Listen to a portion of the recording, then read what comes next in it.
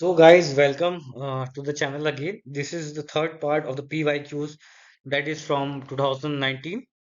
And same what we have done in the earlier videos, like examining the pattern of the previous year questions and how I tackle the previous year questions. I have shown you what are the options, how you can use the method of elimination. Same we will be discussing in this lecture also, and this is in continuation of the PYQs। इसी channel पे और दो videos और भी हैं, part 1 और part 2 के नाम से। So this is the part 3 of the PYQs from 2019। So we will be taking the first question.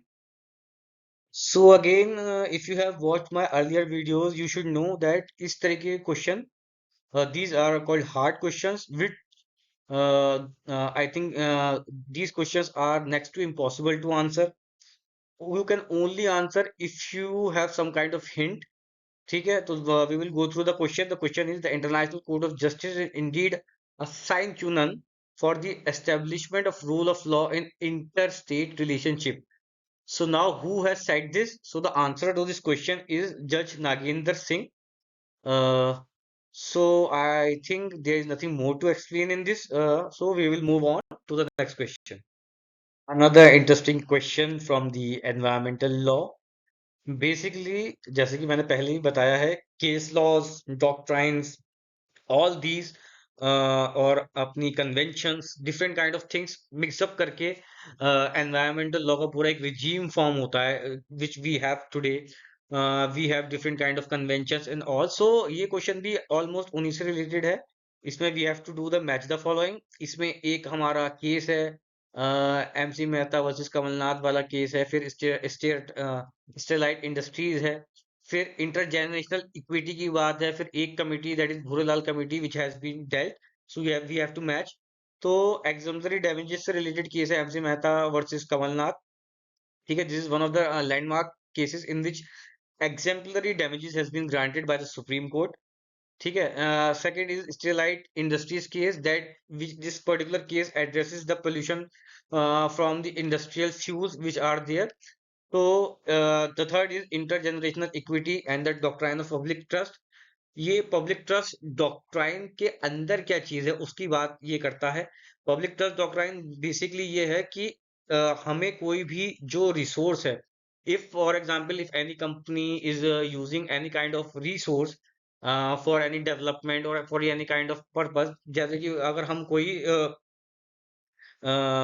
कोई जमीन निकाल रहे हैं या फिर कोई ब्रिज बना रहे हैं या कोई और रोड बना रहे हैं या फिर किसी ऐसी जगह पे जहां पर रिसोर्सेज बहुत ज्यादा है, कोई इंडस्ट्री लेकर आ रहे हैं, तो ऐसे में हमें क्या करना है, हमें पब्लिक ट्रस्ट डॉक्ट्राइन के तहत हमें उस जगह का ख्याल रखते हुए डेवलपमेंट जो भी हम करेंगे, दैट शुड बी सस्टेनेबल।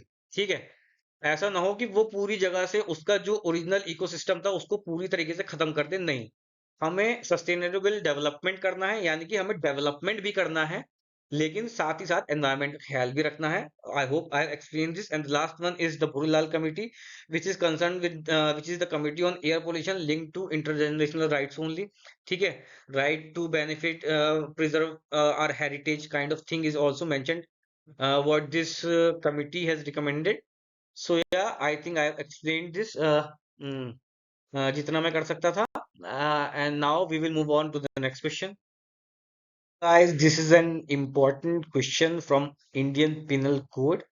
लेकिन आप एग्जामिनर को भी समझने की कोशिश की है। एग्जामिनर ने इसमें एनवायरमेंटल प्रोटेक्शन एक्ट डाला, एयर प्रिवेंशन एक्ट डाला, water prevention and control pollution act 1974 डाला, जस्ट टू मेक और टू कंफ्यूज यू। ठीक है, ये IPC I have told in the earlier videos, part 1 and part 2 of 2019 PYQs, उससे पहले भी जो 2018 के पीवाईक्यूज है उन वीडियोस में भी कई बार मैं ये बात बोल चुका हूँ, and I am repeating it again and again, क्योंकि हो सकता है कि सबसे पहली वीडियो ही आप ये देख रहे हो। सो that's why I am repeating that whenever we are going through any provision of the IPC, so now we have to also check that what is the section to that particular provision in the new BNS। ठीक है, तो IPC का section 269 और 270 इसकी बात करता है, and this whole para is related to IPC. तो the correct option is Indian penal code. I hope I have explained. So now we will move on to the next question. Again, this is the question of tort in which various cases has been mentioned, but there is a small catch. Now you have to order this judgment in the chronological order, which is a very, it is also a kind of hard question. Till if you don't know the year, which obviously most of the people don't know, so I will suggest that अगर negative marking है तो आपको ऐसे question को avoid करना है, और अगर नेगेटिव मार्किंग नहीं है तो आपको बहुत ही ज्यादा कैलकुलेटेड गैस लगाना है। कैलकुलेटेड गैस से मैंने पहले भी डिफाइन किया है कि बहुत ही कोई भी तिन के बराबर पॉइंट भी अगर आपको क्लिक कर रहा है तो उसको जोड़ते जोड़ते क्वेश्चन को बनाना है। ठीक है। हालांकि दिस इज हार्ड क्वेश्चन और क्रोनोलॉजिकल ऑर्डर इसमें दे रखा है। तो जिस क्योंकि मैंने ये कोशिश की है कि I will explain very less, और जहां पर मेरे को लगेगा कोई नया कॉन्सेप्ट आ रहा है मैं उसी में ज्यादा एक्सप्लेन करता हूँ ताकि उस चीज को वहीं पे सेटल डाउन कर दूं। ठीक है। तो इसलिए एक्सप्लेनेशन के सामने I have mentioned all the years so you can go through it and you can learn. अच्छा, इसमें अंदाजा लगाने का एक आसान तरीका हो सकता है, that is the option 4, which is MC Mehta versus union of India. ठीक है। तो MC Mehta versus union of India जो है वो सबसे लास्ट का केस लग रहा है, बाकी ये केस पहले के लगते हैं अगर आपने टॉट को गो थ्रू किया है, because taught is something which comes from common law. ठीक है। तो अगर ये तिनके के बराबर हमारे पास सिर्फ एक क्लू है। ठीक है। हमें नहीं पता कि सही भी हो सकता है गलत भी हो सकता है, बट अब ये देखेंगे कि ऑप्शन 2 लास्ट में सिर्फ एक ही ऑप्शन में, दैट इज बी।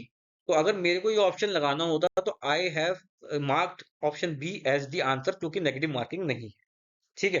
तो I hope this is clear that how I will tackle this question. So now we will move on to the next question. Another very interesting question that is from, I think, administrative law. Uh, Question is, Professor Dicey gave the three meanings of rule of law, and then we have to choose which one is correct. ठीक है। So now we will read absence of arbitrary power on or supremacy of law. ठीक है। Arbitrary power का absence होना, yes, this is one of the point. Second is equality before law, या this is also a point in the Dicey's rule of law. But the third one is the constitution is the result of ordinary law of land. तो जैसे ही आप option पढ़ते हैं आपको समझ में आएगा कि यार ये तीसरा option is not making sense actually. ठीक है। तो इस तरीके से आप जो तीसरा ऑप्शन है उसको एलिमिनेट कर सकते हैं, और जब आप तीसरा ऑप्शन एलिमिनेट कर देंगे तो बी, सी और डी तीनों ऑप्शन ऑटोमेटिकली एलिमिनेट हो जाएंगे, and the answer is option A. I hope I have made my point very clear, so we will be moving on to the next question. Once again, this is the case which is related to the international law, and the question is related to the case laws. I have told already in the earlier videos, I am not going to repeat that some of the case law, landmark case laws are very important, especially in environmental law, in international law, in law of tort, in constitutional law. ठीक है। इन चार पांच में तो landmark cases की सबसे ज्यादा important है, because they form the at least legislation makes only 20 to 25%, and 75% is coming out from the case laws themselves. Only I think constitutional law is a kind of exception जिसमें 50-50% legislation है और 50% हमारा case laws है, but उसका भी mostly part हम case laws से ही समझते हैं। तो ये मैंने पिछले वीडियोस में भी बोला है, हमें ज्यादा से ज्यादा केस लॉस और लैंडमार्क केस लॉस तो हमें याद ही करने पड़ेंगे। इसीलिए मैंने इसका आंसर देते हुए जो कि है लूथर वर्सेस सागर, जो कि which shows there is no distinction between de facto and de jure recognition for the purpose of giving effect to the internal acts of the recognized authority। अब de jure recognition और de facto recognition क्या होती है इसकी detail में मैं नहीं जाऊंगा, सिंपली ये बता देता हूँ, de jure recognition is the recognition given by law। अगर कोई भी एक कंट्री को, फॉर एग्जांपल यूनाइटेड नेशंस में वो शामिल होती है और यूनाइटेड नेशंस के द्वारा उसको फॉर्मल रिकॉग्निशन दी जाती है, तो ऑटोमेटिकली जितने भी कंट्रीज यूनाइटेड नेशन के पार्ट हैं वो सारे के सारे उसको रिकॉग्निशन दे देंगे और वो एक स्टेट बन जाएगा। This is what we call de jure recognition, recognition by law. De jure recognition देने के बाद हम वापस नहीं ले सकते हैं। De facto recognition on the contrary दी जाती है, it is kind of informal recognition, और इसको दे के वापस भी लिया जा सकता है। But once de jure is given, this is the major difference between de jure and de facto recognition. Recognition क्या होती है कि किसी स्टेट को स्टेट मान लेना। जब तक आप किसी और, जैसे कि फॉर एग्जांपल पैलेस्टाइन है, पैलेस्टाइन को बहुत सी स्टेट स्टेट नहीं मानते हैं, और जब तक आप उसको एक स्टेट नहीं मानोगे तो वो फॉर्मली आप उसकी मतलब काफी सारी हमें उसके बाद बंडल ऑफ राइट्स मिलते हैं। जब कोई एक स्टेट को रिकॉग्निशन मिल जाता है इंटरनेशनल लेवल पे, उसकी एम्बेसीज फॉर्म होने लगती हैं जो कंट्री उसको रिकॉग्निशन देती है। So I think I have gone very detail.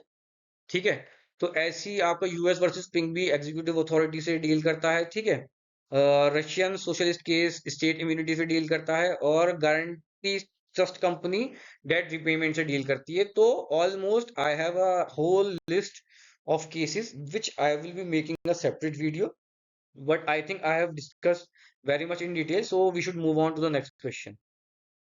Another matching question from the constitutional law. अच्छा, इन क्वेश्चंस को अटेम्प्ट करने का सबसे ज्यादा हमारे फायदा ये होगा that we will be making notes जो कि important articles या sections पूछे जा चुके हैं। ठीक है, जैसे कि this whole 153, 154, 155, और ये इतने क्लोज सेक्शन दे रखे हैं कि इसमें आप अंदाजा बहुत कम लगा पाओगे। ये आपको पता ही होने चाहिए, और ये पता इस वजह से भी होने चाहिए because this form an important part. Governor, president, ordinance, ordinary bill, money bill, और आपका fundamental rights, directive principle of state policy, और फंडामेंटल ड्यूटीज। ठीक है, इमरजेंसी, अमेंडमेंट, ये सारे इंपॉर्टेंट पार्ट हैं कॉन्स्टिट्यूशन के, जो आपको पता ही होने चाहिए। इनसे आप नहीं बच सकते। इनके सारे केस लॉज आपको पता होने चाहिए। ठीक है, डॉक्ट्राइन्स, डॉक्ट्राइन ऑफ वेवर है, डॉक्ट्राइन ऑफ एक्लिप है, तो ये चीजें पता होनी चाहिए। या मैं अपनी हर ऑलमोस्ट वीडियो में डिटेल में डील कर रहा हूँ, क्योंकि ये चीजें आपको इनको नोट्स बनाकर याद करने ही पड़ेंगे, इनसे आप बच नहीं सकते हैं। So having said this, I think there is not much to explain. Options are marked here only. So this is from where you can just remember these things. So we will move on to the next question. Okay, now this is an interesting question. This is the question in which different kinds of ownership has been explained. So first of all, the answer to this question is D. Oh, sorry. The answer to this question is A. That is 1, 2, 3, 4. All are the kind of ownership which has been mentioned. But now I will try to explain. Legal ownership तो हम सबको पता है। Legal ownership is the ownership, for example आपने कोई घर खरीदा, घर के कागज अपने नाम में कराए, तो वो लीगल ओनरशिप हो गई, क्योंकि it is sanctioned by law. ठीक है, आप रजिस्ट्री कराएंगे, कागज होंगे, स्टैंप पे करेंगे, तो that is legal ownership. Vested ownership क्या होती है? वेस्टेड ओनरशिप भी उसी ओनरशिप को कहते हैं जिसमें आपके ऊपर मतलब कोई कंडीशन नहीं लगी हुई होती, कोई कंडीशनल ओनरशिप नहीं होती है। ठीक है, तो लीगल ओनरशिप और वेस्टेड ओनरशिप वन और मोर सेम ही होते हैं। ठीक है, then second is legal and equitable ownership. तो लीगल ओनरशिप तो I have told you. Equitable ownership क्या होती है? इक्विटेबल ओनरशिप ये होती है कि जब कुछ राइट्स किसी और के पास होते हैं, लेकिन उस चीज को यूज करने के या इस्तेमाल करने के राइट्स आपके पास होते हैं। फॉर एग्जाम्पल, जैसे कि आपके पेरेंट्स ने आपके नाम में कोई घर ले लिया, लेकिन they have all the rights to use that land. ठीक है, उसको कैसे इस्तेमाल करना है, कितना बनाना है, कितना नहीं बनाना है, उसके राइट्स उन्होंने अपने पास रखे। तो this is what we call equitable ownership. ठीक है, ओनरशिप तो है लेकिन इक्विटेबल ओनरशिप है। ठीक है, third one is absolute and limited ownership. Absolute ownership we all know, जैसे कि फॉर एग्जांपल हमने कोई प्रॉपर्टी खरीदी या कोई चीज खरीदी, तो पूर्ण रूप से हम उसके स्वामी हैं। ठीक है, हम उसको जब तक चाहें जब तक यूज कर सकते हैं, तोड़ के फेंक सकते हैं, आग लगा सकते हैं, whatever we want to do with that, that is called absolute ownership. लेकिन लिमिटेड ओनरशिप क्या होती है? फॉर एग्जाम्पल, किसी ने आपके नाम में कोई प्रॉपर्टी कर दी और उसमें विल में ये लिख दिया कि जब तक आप जिंदा रहेंगे, जब तक आपके पास इस प्रॉपर्टी की ओनरशिप होंगी, लेकिन आप इसको बेच नहीं सकते हैं, और आपके मरने के बाद इसकी ओनरशिप किसी थर्ड पर्सन को ट्रांसफर हो जाएगी। ठीक है, तो इसको हम क्या बोलेंगे? लिमिटेड ओनरशिप बोलेंगे। Last one is trust and beneficial ownership. इसमें क्या होता है कि एक ट्रस्ट बना दिया जाता है फॉर अ पर्टिकुलर टाइम, जो कि इंजॉय करता है ओनरशिप को जब तक वो बेनिफिशियरी को हैंड ओवर नहीं कर दी जाती। ठीक है, इसको एग्जाम्पल से समझते हैं। फॉर एग्जाम्पल 18 साल तक होने तक आप किसी ने आपके फादर ने एक प्रॉपर्टी जो है वो एक ट्रस्ट के नाम कर दी कि जब तक मेरा बेटा या बेटी 18 साल की नहीं हो जाएंगे, जब तक ये प्रॉपर्टी का जो भी ओनरशिप है इसके अंदर जो बेच नहीं सकता ट्रस्ट, ठीक है, उसके बाद ये कंप्लीट ओनरशिप नहीं है, उसको बेच नहीं सकता, लेकिन वो उसको मैनेज या एडमिनिस्टर कर सकता है। किसके लिए कर रहा है वो ये काम? ये वो काम कर रहा है बेनिफिशियरी के लिए, यानी कि जो कि जिस पर्सन को वो 18 साल कंप्लीट होने के बाद मिल जाएगी, ठीक है। तो इसको कहते हैं trust and beneficial ownership. I hope I have explained this as much in this concept as much as I can, which is important for this question. And now we can move on to the next question. Another important question which has appeared is the doctrine of frustration, which is there in the Indian Contract Act 1872. It is dealt under section 56 of the ICA. ठीक है, so we will read the question. Frustration of contract implies legal impediment to materialize the contract. B. Commercial hardship. C. Financial constraint to materialize the contract. Materialize से यहाँ पर मतलब है कि contract पूरा करना, ठीक है, basically. And D is physical impossibility due to disappearance of the subject matter of the contract or object has failed to materialize. तो ऐसे केसेस में जो कॉन्ट्रैक्ट होते हैं फ्रस्ट्रेट हो जाते हैं. मैं इसको आसान भाषा में समझाने की कोशिश करता हूँ कि डॉक्ट्राइन ऑफ फ्रस्ट्रेशन क्या होती है. Doctrine of frustration is, for example, A और बी ने कॉन्ट्रैक्ट किया कि मैं ये गाना गाऊंगा, ठीक है, मैं आपके कॉन्सर्ट में गाना गाऊंगा रात को 9 बजे उस 13 तारीख को. लेकिन क्या हुआ कि 13 तारीख से पहले ही आपके गले में एक बहुत खतरनाक इन्फेक्शन हो गया, जिसके कारण अब आप गाना गा ही नहीं सकते, ठीक है. तो this is what the contract has सस्टेटेड, बिकॉज जो सब्जेक्ट मैटर था ऑफ द कॉन्ट्रैक्ट जो कि था गाना यहाँ पे, वो फेल हो चुका है ड्यू टू फिजिकल इम्पॉसिबिलिटी, ठीक है. तो I hope I have made you understand what is doctrine of frustration. अच्छा, लीगल इम्पीडियंट, कमर्शियल हार्डशिप और financial constraint are does not fall under the condition under the doctrine of frustration, ठीक है. इन तीनों चीजें से इसका कोई लेना देना नहीं है.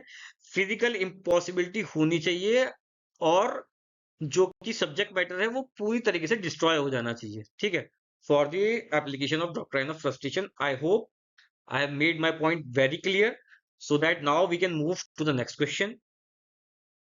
So now this question deals with the doctrine of quasi-contract. So we should first understand what a quasi-contract is. Quasi-contract is a kind of fake contract or implied contract.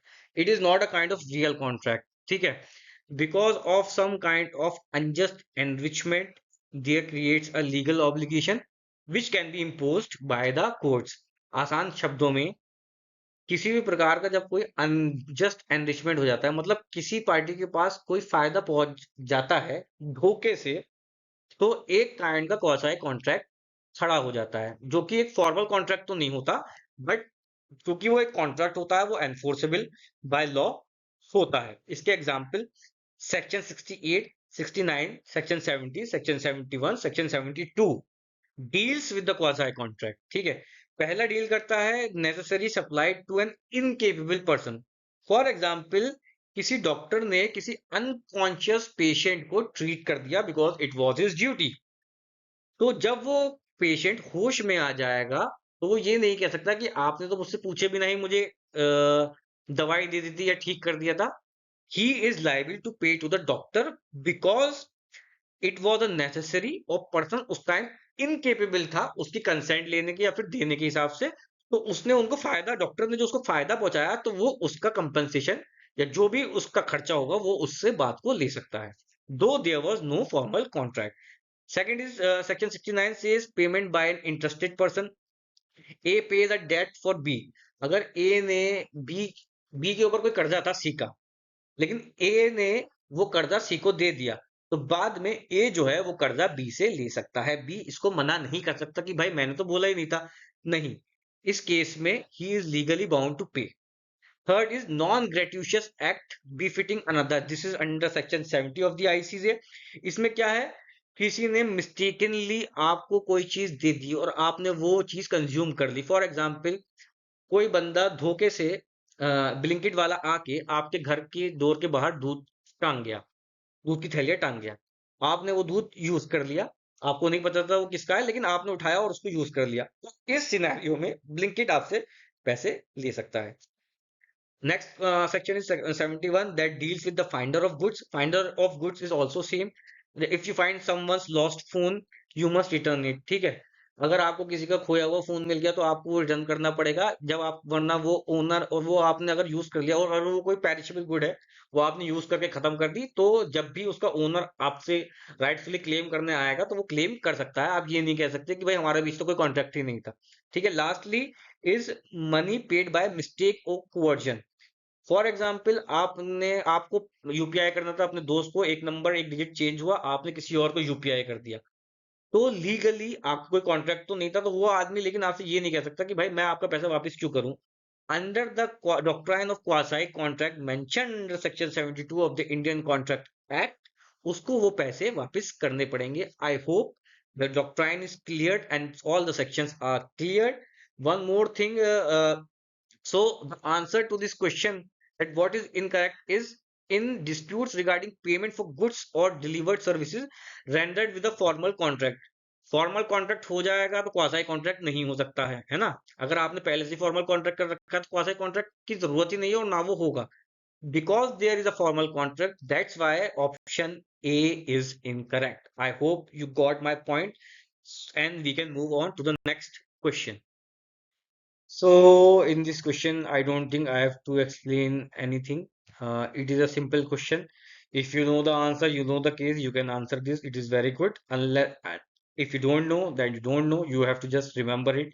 You just go through this case, revise it, and get it inside your mind, so that if this question comes, or any question, a question from another case or a case like this comes, that you can answer. So we will move on to the next question because there is nothing to explain in this. Another very simple question from the law of tort, that the word tort has been derived from the Latin word tortum. ये चीज पहली ही law of tort की class में हर जगह पढ़ाई जाती है, तो I don't think that I have to explain this, so we will move on. Now another question from the assertion and reasons. So we will read the question first. Special provisions in insurance law are required as to compensation in case of hit and run motor accidents. This is correct. Now we will read the reason. Section 161 of the Motor Vehicle Act 1988 makes special provision for the payment of compensation in respect of the death of or grievous hurt to person resulting from hit and run motor accidents. Both are correct, but when we put because in between the assertion and reason, as I have told you earlier, that so as to check, we have to put because, then read. So it does not make sense. So the answer to this question is B, that both A and R are true, but R is not the correct explanation of A. I hope I have made it very clear. So we can move on to the next question. Another question, which is a tough question, which only we can do is remember what has been said in Dunagmore Committee and learn that in the British Constitution there is no such thing as the absolute separation of legislative, executive, and judicial power. In practice, it is the inevitable that they overlap. In the Constitution of France and USA, attempts to keep the organs of the government rigidly apart has been made but have proved unsuccessful. This position of doctrine of separation of power has been summed up by Dunagmore Committee. I hope कि आप लोगों को ये चीज याद रहेगी, बार बार revise करेंगे और ये चीज आपके दिमाग में बस जाएगी, so that if question come you can answer. So we will move on to the next question. Another question which is there, I think there's no need to explanation because it is a very simple question. Either you know this question or not, because it is related to the section and you have to just see that whether the provision which has been mentioned is correct or not. And taking this, the answer to this question is one, that section 7 deals with the capacity of male Hindu to take in adoption, and section 12 deals with the effect of adoption. And the option 2 and 4 are not correct. So I don't think that I have to explain something in this. So we will be moving on to the next question. Another question which is related to the ombudsman. And the question is starting from the earliest, arrange the following countries in chronological order where the office of ombudsman was created. बहुत important question है, कई बार पूछा जा चुका है। ठीक है, इसमें सबसे पहले तो हमें याद करना है the concept has emerge in Sweden in 1809, then there is Finland, then there is New Zealand, then UK. ठीक है, तो स्वीडन और फिनलैंड बेसिकली हम याद रख लेंगे ना, तो इस चीज से हमें काफी आसानी मिल जाएगी कि हम बाकी ऑप्शंस को कैसे एलिमिनेट कर सकते हैं। ठीक है, तो thing which you should remember is just remember Sweden 1809, Finland 1919, that's it. So now we will move on to the next question. Another question which is related to the chronological order on election commission. अच्छा, chronological order तो आपको याद करना है या नहीं करना है ये आपके ऊपर है, बट मेरा मकसद ये सारे क्वेश्चंस को डील करने का जिसमें केस लॉज रिलेटेड क्वेश्चंस हैं उनको मैं ज्यादा से ज्यादा मैंने लिखकर एक्सप्लेन कर रखा है कि कौन सा केस किस लिए किससे डील करता है। वो इसलिए किया है कि आप इनका स्क्रीनशॉट लेके इनके या नोट्स बनाकर इनको याद रखो, क्योंकि मैंने पहले बता दिया है और बार बार मैं इस चीज को कहता आ रहा हूं कि international law, constitutional law, law of tort, Indian contract act, IPC, environmental law, जितने भी ये हैं इनमें लैंडमार्क जजमेंट्स को बहुत ज्यादा महत्व है, बार बार पूछे जाते हैं, घुमा फिरा के पूछे जाते हैं। तो you should be remembering those and the key to remembrance is revision. So guys, you should revise as much as you can so that ये आपके दिमाग में imprint हो जाए। With this thing, I will move on to the next question. So this is an interesting question जो कि आपको पता होना चाहिए। The question is a valid contract can be entered into parties under Indian Contract Act. Which of the following gives legal recognition to such contract? हालांकि Indian contract act खुद भी है but that is not mention, so we should get the point that जो कि यहाँ पर information technology act, Indian evidence act, दो ही एक्ट मेंशन है, तो हमें ये चीज समझ जानी चाहिए from common sense that it is talking about E contracts. ठीक है, तो हमें याद रखना होगा कि section 10A of the IT act जो है वो ई कॉन्ट्रैक्ट की बात करता है, और section 65B of the evidence act, क्योंकि now it has changed and we should know what provisions of the new act. ठीक है, BSA that is Bharatiya Sakshya Adhiniyam deals with the e contract.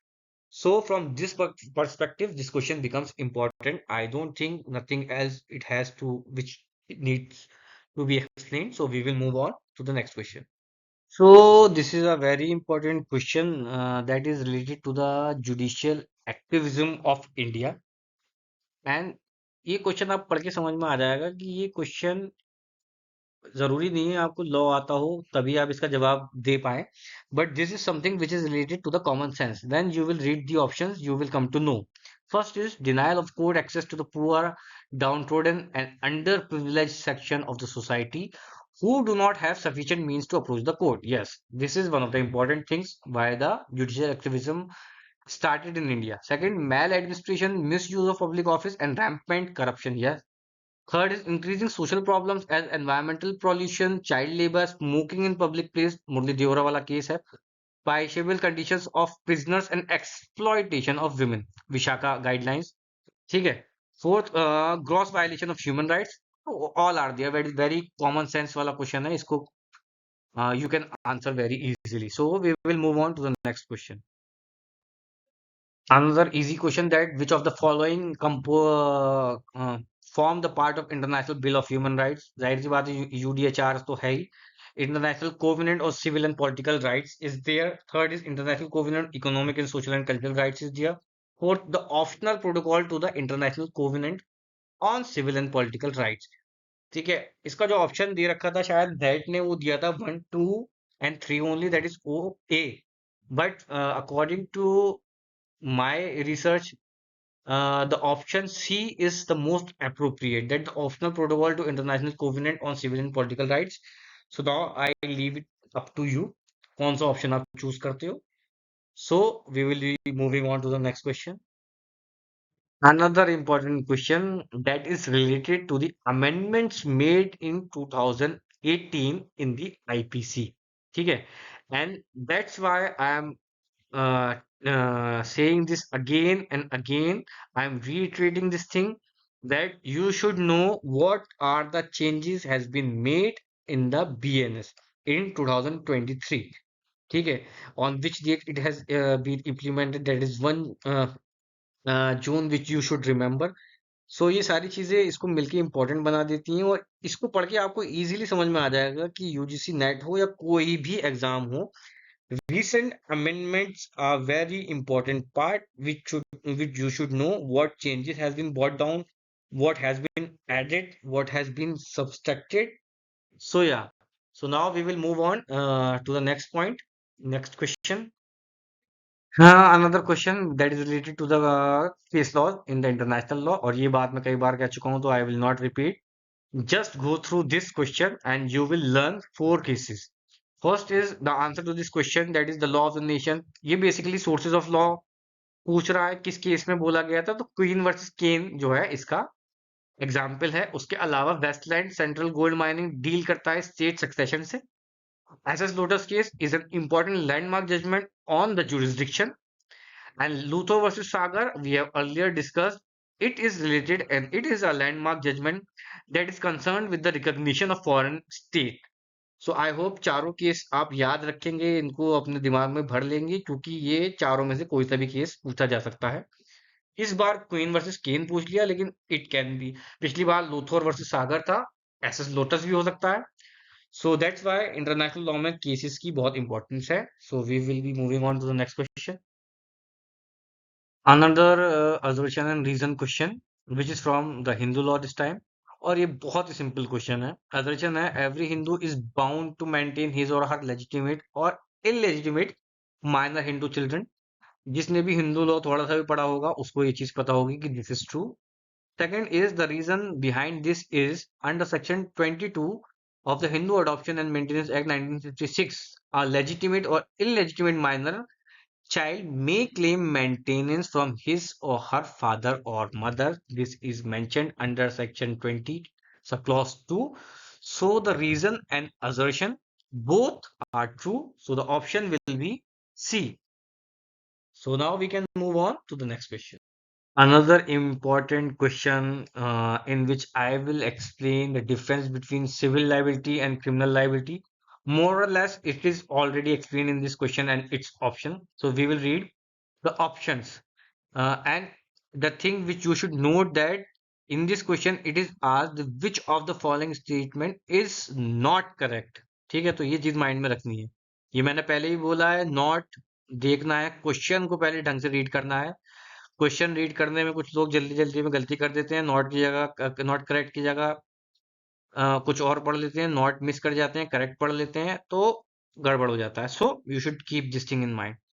A civil liability arises when a wrong is against a private individual, but criminal liability arises in case of offenses which is a wrong against the society। Very correct। Civil liability private individual के against होती है, और criminal liability public at large या society at large के against होती है, तो ये तो correct है। B, civil liability entails punishment whereas criminal liability and results in damages। So this is wrong। criminal liability में punishment होती है, civil liability में damages होते हैं, तो B ऑप्शन हो गया करेक्ट। नीचे पढ़ने की जरूरत नहीं है, बट फिर भी we will go through. So I can explain the procedure of determining civil and criminal liability is different. सबको पता है सिविल प्रोसीजर कोड है, क्रिमिनल प्रोसीजर कोड है, तो this is easy. Last is in civil liability it is the act and not the intention which is taken into consideration, whereas in the criminal liability there is the concept of mens rea. तो ये बहुत easy है, I don't think I need to explain this. So I will move on to the next question. Another important question which is from the landmark judgments of the Supreme Court of India। इसमें क्या है, federal structure किस में deal हुआ है, ये चीज तो, ये केसेस तो, these cases should be on your finger tips. A K Gopalan में नहीं हुआ, गोविंद स्टेट मध्य प्रदेश में नहीं हुआ, मेनका गांधी आर्टिकल 21 से डील करता है, ठीक है। एस आर बोमई सबको पता होना चाहिए, फेडरल स्ट्रक्चर जो है that is dealt in S R Bommai. ये स्टेट लेजिस्लेशन का केस है, फेडरल स्ट्रक्चर की इसमें पूरी बात हुई है, तो ये बहुत इंपॉर्टेंट है and it should be on your finger tips. A K Gopalan किससे डील करता है, अगेन आर्टिकल 21 से डील करता है, ठीक है। तो ये सारी चीजें आपको पता होनी चाहिए, ठीक है। Govind versus state of Madras किससे डील करता है, प्राइवेसी पुलिस सर्विलेंस से डील करता है, आर्टिकल 22 से डील करता है, तो these we should know। So now we will move on to the next question। So now we will see there is another question that is from assertion and reason। So we will be reading the question, that is, the assertion is, whoever attempts to commit robbery shall be punished with rigorous imprisonment for a term which may extend to 7 years and shall also be liable to fine, which is correct. And now we will be reading the reason behind this is that Section 393 of the Indian Penal Code provides for rigorous imprisonment, which may extend to 7 years and fine for the offense of attempt to commit robbery. So both are correct, and A is the R is the correct explanation of A. But the same advice which I want to give is that you should know the sections of BNS, which is relating to robbery, dacoity, theft, extortion, and all the important terms which are there. And moreover, you should also go through the section that if something has changed or some changes has been brought to this particular section or not, so that it will be easy for the coming exam, because now they will be asking about BNS. Though it is good if they only give you the definition like in this question, but it will be a problem again then if they will started asking the provision, which specific provision does it belongs to. So I hope I made myself very clear. So we will move on to the next question. Okay, this is one of the easiest question. The maximum damnum sin injuria means, तो damnum sin injuria को याद रखने का तरीका है damage without injury, और जहाँ injuria sin damnum लिखा होगा वह injury without damage. तो damage without injury is a loss without infringement of legal right, and so there is no punishment for the same. तो I will try to explain this maxim. इसमें क्या होता है, इसमें बेसिकली ये होता है कि डैमेज तो होता है बट इंजरी नहीं होती है। फॉर एग्जाम्पल, इसमें एक केस भी है इंपॉर्टेंट कि ए ने कोई स्कूल खोला, उसके सामने बी ने स्कूल खोल लिया। अब क्योंकि दो स्कूल खुल गए, मोनोपोली खत्म हो गई, तो डैमेजेस तो उसको होंगे, यानी कि वो जितना पहले रेवेन्यू जनरेट कर रहा था शायद उससे कम जनरेट करेगा, but there is no legal injury, so there is no cause of action. ठीक है, तो जब लीगल इंजरी ही कोई नहीं है, जब लीगल राइट ही कोई इन्फ्रिंज नहीं हो रही है, तो डैमेज होगा तो उससे कोई फर्क नहीं पड़ता, उसके ऊपर कोई केस नहीं हो सकता है। और इसका वाइस वर्सा है इंजूरिया साइन डैमनम, या इंजरी हो, लीगल इंजरी, कोई लीगल राइट इंजरी, इंजूरिया से यहाँ मतलब है लीगल राइट। तो अगर कोई लीगल राइट वायलेट हो रही है बट कोई डैमेज नहीं हो रहा है लेकिन लीगल राइट वायलेट हो रही है, तो देन दैट इज एनफोर्सेबल। ठीक है, सो इंजूरियस एंड डेमनम यहाँ मैंने लिख भी रखा है। ठीक है, दूसरा है ubi jus ibi remedium, where there is a right there is a remedy, जहां पर कोई भी हक होगा तो वहां पर उसके लिए रेमेडी भी होगी। फॉर एग्जांपल, अगर आपको कोई लीगल इंजरी होगी तो किसी ना किसी प्रकार की कंपनसेशन या फिर किसी ना किसी प्रकार का सामने वाले को पनिशमेंट मिलेगी। तो दिस इज व्हाट उबी jus ibi Remedium talks about. And the last is infringement of an absolute doubt without damage। ठीक है, तो बिकॉज डेमनम साइन इंजूरिया, ठीक है, उसमें would typically involve a legal wrong, unlike damnum injuria, so it is also incorrect. So the correct answer to this is B, that damage or loss without infringement of legal right. I hope मैंने damnum sin injuria, injuria sin damnum, ubi just ibi remedium, ये सारी चीजें आपको समझा दी हैं। So we will move on to the next question. So again, a question in which there is case law giving on one side and the judgments in those case laws are giving on the other side. So you just have to match it, और मैंने कई बार ये पीछे explain कर दिया है, आप पढ़ के समझ सकते हैं। इसमें हुसैन खातून वर्सेस स्टेट ऑफ बिहार एक इंपॉर्टेंट लैंडमार्क केस है। Murli S Deora versus union of India एक बहुत ज्यादा इंपॉर्टेंट केस है, ये बहुत बार बहुत से एग्जाम में पूछा गया है। It is related to ban on smoking in public places है। ठीक है, हुसैन खातून वाला जो केस है that is related to speedy trial है। तो Sunil Batra versus Delhi administration is also another important case that is related to production against human treatment in jails. ये under trials की राइट्स, प्रिजनर्स की राइट्स से रिलेटेड केस है। तो ये केस तो आपको ऑलमोस्ट वैसे भी पता होना चाहिए। ठीक है, so these are landmark cases which you should remember, and remember, and the key to remembrance is revision. So I hope you are getting my point. So we will move on to the next question. So another important assertion and reason question from Indian Contract Act 1872. This basically deals with section 128 of the Indian Contract Act, which talks about that the liability of a surety is co-extensive and it cannot go beyond the terms of the guarantee. Guarantee से related question है। Guarantee क्या होती है कि एक simple term होता है Indian contract act में, हम इसको समझते हैं कि ए ने बी से कुछ पैसा उधार लिया और सी ने उसकी गारंटी ली कि अगर ये पैसा नहीं चुकाता तो मैं तुम्हें ये पैसा मैं चुकाऊंगा। ठीक है। तो इस डॉक्ट्राइन के हिसाब से, इस सेक्शन के हिसाब से क्या मतलब हुआ कि मान लो 10,000 रुपए लिए, तो जो भी गारंटर होगा उसकी लाइबिलिटी जो होगी वो उतनी ही होगी, जो भी श्योरिटी होगा उसकी लाइबिलिटी उतनी ही होगी जितनी प्रिंसिपल डेटर की लाइबिलिटी होगी, उससे ज्यादा नहीं हो सकती। ऐसा नहीं हो सकता कि 10,000 रुपए उधार लिए, उसने 10,000 रुपए की गारंटी दी, तो जो बंदा है जिसने वो दिए थे वो 11,000 रुपए मांग ले या 10,001 रुपए मांग ले, ऐसा नहीं हो सकता। जितनी लाइबिलिटी प्रिंसिपल डेटर की होगी, प्रिंसिपल डेटर कौन, जिसने उधार लिया है। श्योरिटी कौन, बंदा जिसने ये गारंटी दी है कि अगर ये उधार नहीं चुकाएगा तो मैं चुकाऊंगा। तो दोनों की जो लाइबिलिटी है वो को एक्सटेंसिव है, एक ही लिमिट तक है। जितनी लाइबिलिटी प्रिंसिपल डेटर की है उतनी ही लाइबिलिटी श्योरिटी की होगी, उससे ज्यादा नहीं हो सकती। आई hope this point is clear. The second point is the rights and liabilities of surety and borrower are different and distinct and everything depends upon its terms of guarantee. अच्छा, इसमें एक पॉइंट ये आ जाता है, एक एक्सेप्शन जो कि हर जगह है, that is as per contract law principle. मतलब अगर कोई until unless and otherwise is provided in the contract, अगर किसी ने स्पेसिफिकली कॉन्ट्रैक्ट में ही लिखवा दिया कि भाई श्योरिटी की गारंटी जो है वो इससे ज्यादा होगी या फिर 10,000 रुपए ये पे कर रहा है, लेकिन अगर मैं वापस लूंगा श्योरिटी पे तो 11,000 रुपए लूंगा, तो देखो जनरली जो लॉ चलता है वो जनरल प्रिंसिपल्स पे चलता है, unless and until Indian contract act में कोई स्पेसिफिक कंडीशन कॉन्ट्रैक्ट के अंदर स्पेसिफिकली नहीं डलवा दी गई हो और वो condition that is allowed by law होनी चाहिए। ठीक है। अलाउड बाय लॉ से मतलब है कि लॉ के बियॉन्ड कोई ऐसी कंडीशन नहीं होनी चाहिए जो कि इमोरल हो या फिर गलत हो। ठीक है। तो अगर वो विद इन लॉ है और वो कंडीशन डलवाई गई है तो वो जनरल लॉ को सुपरसीड कर देगी। I hope I have made my point very clear and I will be moving on to the next question. So this is one of the hardest question, and I have told you what you have to do with the hardest question. If the exam is where you don't have any negative marking, you should attempt it.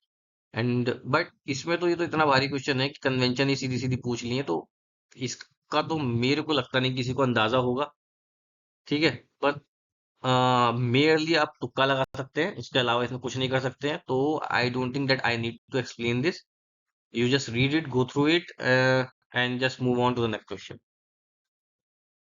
Now, see, from 2019 onwards, they have started giving these comprehension. ठीक है। तो इन comprehension को मैंने जितना go through करा, तो almost 2021 तक तो मेरे को कोई ऐसा कॉम्प्रिहेंशन नहीं मिला जिसमें हार्डली कॉम्प्रिहेंशन को रीड करने के बाद कोई एक आध सवाल से उसका कोई लिंक मिलेगा आपको। ठीक है। वरना ये सिर्फ और सिर्फ टाइम वेस्ट करने के लिए दिया है मेरे को लगता है। तो ये आपको बस एक सरसरी निगाह से पढ़ लेना है। बट पढ़ने से पहले आप क्वेश्चन देख लो, क्योंकि क्वेश्चन इसके बराबर में ही लिखा रहेगा। आप क्वेश्चन देख लो कि क्वेश्चन का अगर उससे कोई लेना देना है। जैसे कि कुछ क्वेश्चन, कुछ कॉम्प्रिहेंशन में तो ऐसा किया है कि लेकिन that too only one question और मैक्सिमम टू क्वेश्चन। वरना वो क्वेश्चन ऐसे थे, जैसे कि आपको दिखेगा आगे, कि वो क्वेश्चन बिना कॉम्प्रिहेंशन पढ़े भी आप सॉल्व कर सकते थे। ठीक है। बट लेकिन किसी में मान लो कोई पैराग्राफ ही दे दिया और उसमें फिर पूछ लिया कि ये जजमेंट कौन, ये पैराग्राफ कौन से जजमेंट का है, तो आपको कॉम्प्रिहेंशन रीड करना पड़ेगा। लेकिन ये भी that they have done only in mostly in one और टू क्वेश्चन। ठीक है। वरना आप देखोगे अभी question will come in front of you और आप देखोगे कि कॉम्प्रिहेंशन का और क्वेश्चन का कोई लेना देना नहीं है। So we will be moving on to the question. Now see, this is the question that on which grounds of the following a restriction can be imposed on freedom of religion under article 25 of the constitution. तो अब इसका पिछले comprehension से कोई लेना देना ही नहीं है। अगर आपने वो ना भी पढ़ा होता, then also you can easily answer this question, which is public order, morality and health, that is given under 25 the article 25 of the Indian constitution. So आपने देखा कि कैसे उस कॉम्प्रिहेंशन को थोड़ा टाइम खर्च करने के लिए दिया हुआ है। ठीक है। हर केस में ऐसा नहीं है कहीं, लेकिन बट ओनली वन और maximum two questions I think जो कि मैंने देखे हैं। So we will move on to the next question. This is another very easy question. I don't think I need to explain anything. Rule of law article 14 में है तो ये. So we will move on to the next question. So now again this question is from the provision of emergency, state emergency. I have already told you what parts of the constitution should be on your fingertips. So this is one of that part.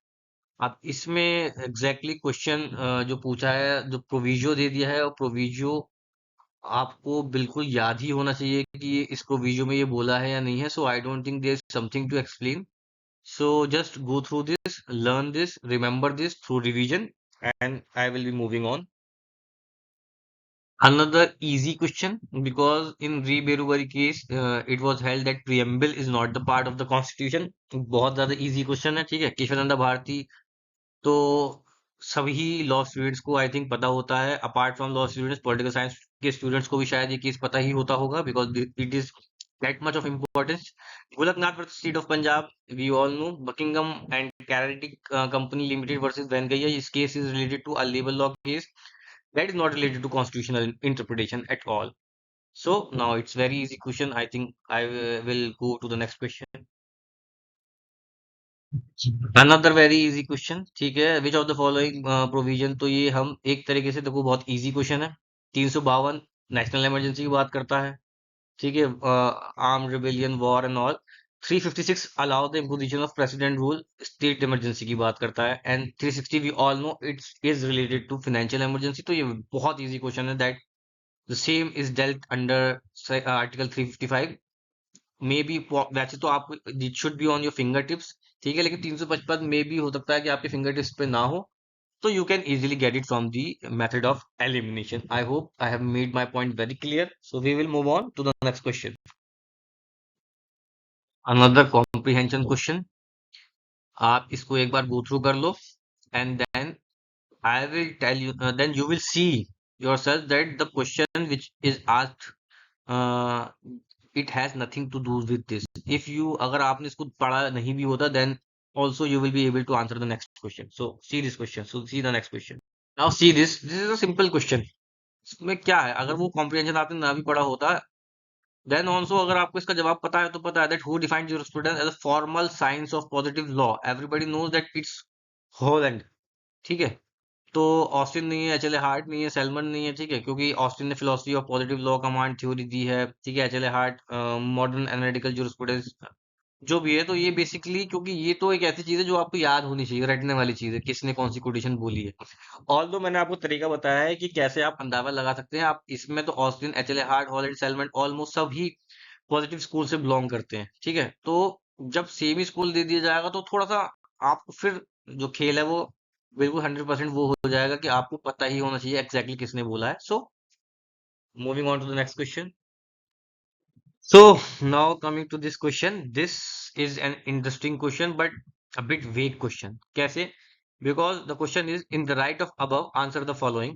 As the science of law or philosophy of law emerged, which of the following approach came into existence? ठीक है. अब जिसने भी jurisprudence पढ़ा है, तो हमको पता है कि साइंस ऑफ लॉ या philosophy of law analytical school बहुत अच्छी तरीके से डील करता है, because it has separated law is from morality and all, ठीक है. तो एनालिटिकल पॉजिटिविस्ट अप्रोच, ठीक है. पॉजिटिविज्म क्या होता है? Things which you can perceive from your senses, ठीक है. तो ये पॉजिटिविज्म का एक बहुत छोटा एसेंशियल मैंने आपको बताया. This is a very wide, it's a whole approach and way of thinking, ठीक है. सोशो लीगल अप्रोच में क्या होता है? सोशो लीगल अप्रोच आपको पता ही है कि it uses today's modern scientific things in research. इसमें क्या होता है कि जैसे कि अगर मान लो सोसाइटी में कोई प्रॉब्लम है, कोई लीगल प्रॉब्लम है, हमको उसको टेस्ट करने के लिए जाना है, तो मोर और less this is also positivistic approach जो सोशल और लीगल रिसर्च है, कि we will proceed through our five senses. We will go, we will ask the people, we will take their interview, we will do the survey, we will go for the questionnaire. All these are part of scientific thing, scientific kind of research, ठीक है. Third, realist approach. We all know that realist approach is somehow also tilted towards the you have to go to the people to ask the questions. What is the impact of a particular law on that particular person who is engaged, जिसको हम कहते हैं कि मतलब एक तरह से respondent है हमारा, जो उस फील्ड में काम कर रहा है, तो उसके ऊपर क्या उसका असर है. But historical approach is somehow different. It deals with the historical of law, that how the law came into existence and all. So is, although this question is very vague, ठीक है, इसका आंसर आई डोंट नो कि क्या होना चाहिए, but फिर भी अगर I have to tick it, and what NC NET is also given is that A B and D is the correct response to this question, ठीक है. तो ये बहुत ज्यादा वेग क्वेश्चन है, इसके ये तीनों ऑप्शन हो सकते हैं. So now we will move on to the next question. Another important question from jurisprudence, and it is also very easy question because question is law must remain free from social sciences, metaphysical, ethical, and moral elements. This was propounded by, तो ये बहुत easily हम कह सकते हैं it is the pure theory of law of Kelsen. Pure theory of law में वो क्या कहता है कि law is separate from every other thing that is metaphysical, social sciences, ethical and moral element. और law इन सबसे अलग है and it is very pure. So this is pure theory of law of Kelsen. So hence the answer is Kelsen. So we will be moving on to the next question. Now the question which I don't think that it needs any explanation, and it is something which you should remember for your exam, because here is another quotation given by a jurist that legal philosophy is linked at one end with philosophy and on at other end with political theory. तो ये किसने बोला है? ये बोला है Friedman ने. ठीक है, तो ये आपको याद रखना है. बाकी इसकी डिटेल एक्सप्लेनेशन दे ही रखी है ताकि आपको याद रखने में, रिवाइज करने में और ज्यादा इजी हो. So we will be moving on to the next question. Another important question from jurisprudence, बहुत सिंपल क्वेश्चन है. ठीक है, that law is always in a state of continual change. This is the basic content of the answer to this question is realist school. Realist school जो है, I would like to explain something about realist school. This is basically American realist school है.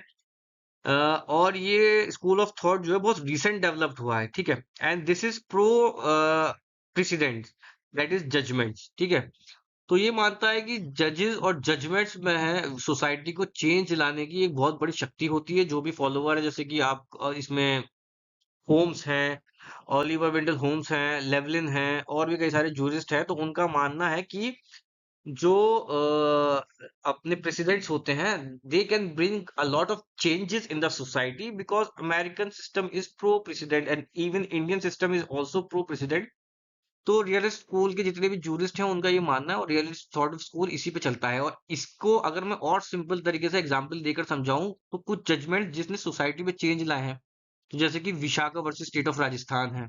ठीक है, और आपका Joseph shine वाला case है, identity से रिलेटेड जो है. के एस पुट्टास्वामी है, राइट टू प्राइवेसी से रिलेटेड है. अनुराधा भसीन वाला केस है. ठीक है, उसके बाद आपका नवतेज सिंह जौहर वाला केस है. तो ये कुछ मेजर जजमेंट्स हैं that has bring positive changes in the society, and Supreme Court has decided, has given a lot of a wide interpretation to different articles, mostly article 21 है. ठीक है, and you can also see the impact on these judgments on the society. I hope I have made my point and the realist school very clear with the examples, और ये आपको easily याद रहेंगे. With this, the PYQs of 2019 has completed. So thank you all for such being a good audience and going through all these videos.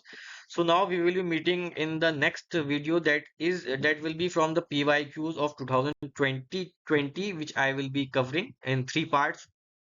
So okay, thank you all.